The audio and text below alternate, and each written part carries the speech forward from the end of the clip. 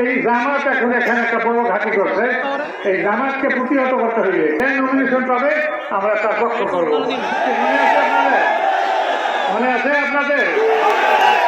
এখন তারা মানি না, মানবো না। এবার তুই মেনো কেরা নমিনেশন আমার দেশে কেরা, হ্যাঁ তুই মেনার কেরা, তার সে মানিয়ে আমাকে দিয়েছে নমিনেশন। সুতরাং আমি তো তোদেরকে মানি, আমরা একসাথে একটা মিলিত হয়ে আমরা রাজনীতিটা করি। বাবু বলছে না একমাত্র আওয়ামী লীগের কাছ থেকে আমি তো বিএনপিকে ফিরিয়ে আসছিলাম নাকি, আর কোনো নেতা আছে? সুতরাং এই জামাত এখন এখানে একটা বড় ঘাঁটি করছে, এই জামাতকে প্রতিহত করতে হইবে। লাগে লাগে না, না লাগে?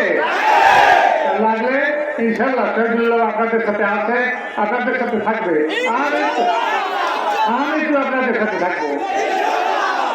আর আমি আমার